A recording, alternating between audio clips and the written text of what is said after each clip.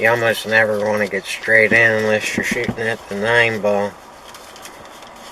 You always want some kind of angle, because anytime you have an angle, you can get anywhere you want on the pool table.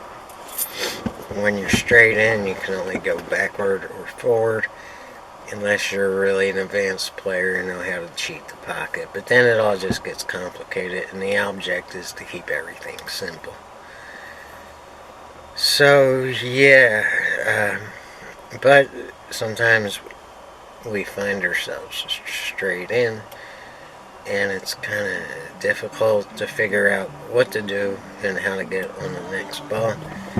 And that's what this video deals with, what to do when you get straight in. And I don't have this problem until I get to the 8 ball, but we'll stop and cover it as much as we can when we do get to that point in the video. So stay tuned.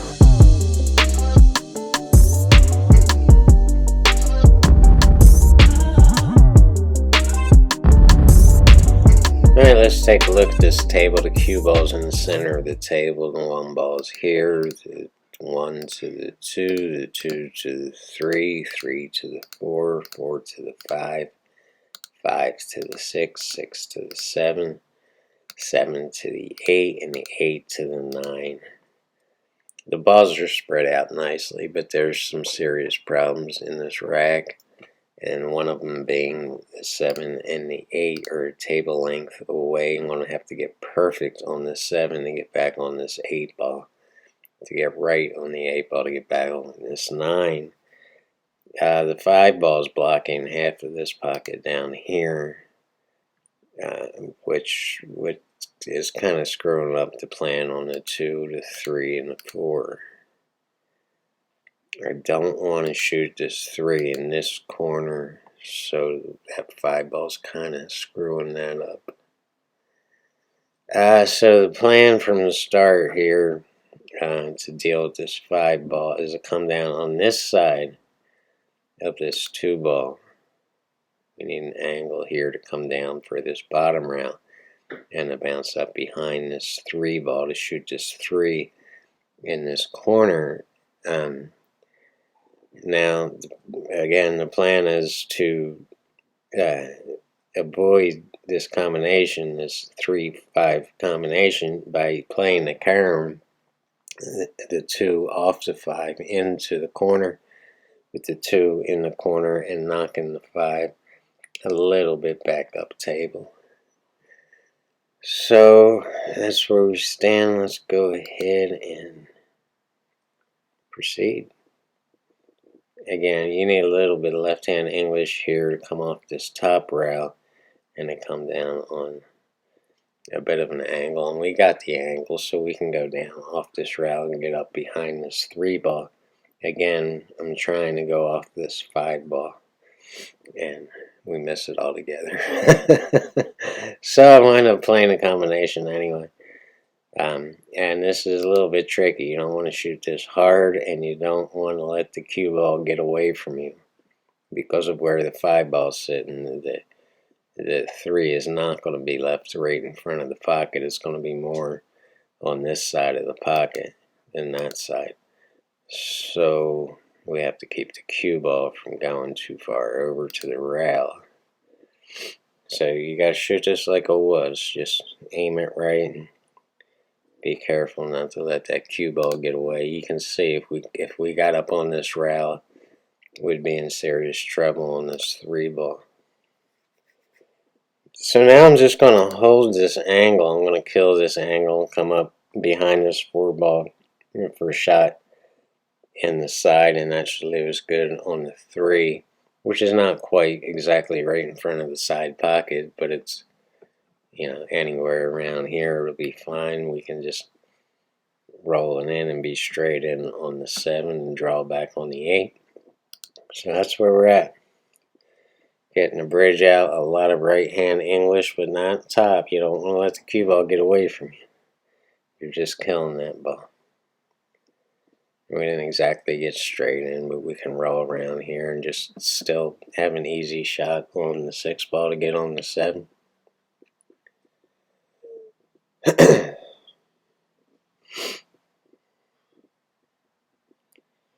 Yeah, just bouncing off that rail. And just shoot this easy. You just want to, you want a little bit of an angle to get back, and we're drawing all the way back and bouncing off this bottom rail to get the right shape on the 8, to get on the 9. But doom happens here.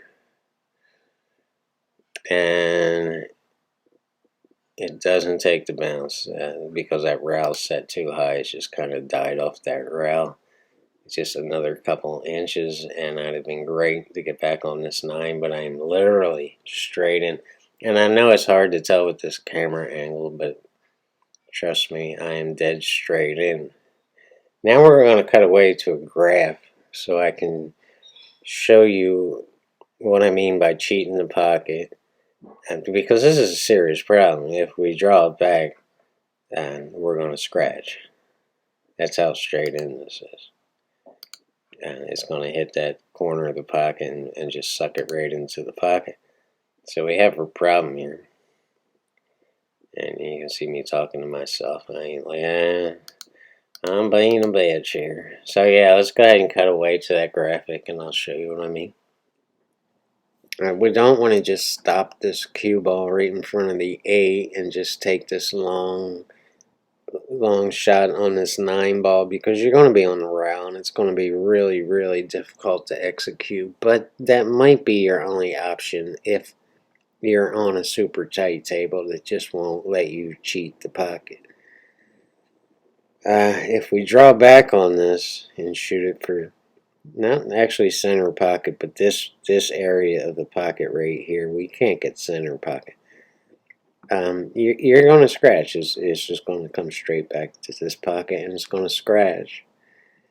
So what do? All right, instead of treating this like the straight-in shot, we're actually going to cut this ball, and we're going to hit the 8 ball a little bit left the center to send it, and you're going to aim it to where this arrow is here. And you're probably saying, well, it's going to hit this bottom rail. And you're correct, it is going to nick the bottom rail.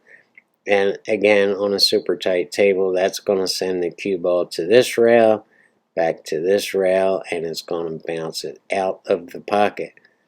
This table I'm playing on here right now is not super tight, so I'm afforded this luxury of cheating this pocket. And instead of aiming here, which would be normal, I'm aiming here, and I am going to nick this bottom rail just a little bit. I'm hitting this with bottom right hand English. It's going to spin the cue ball counterclockwise.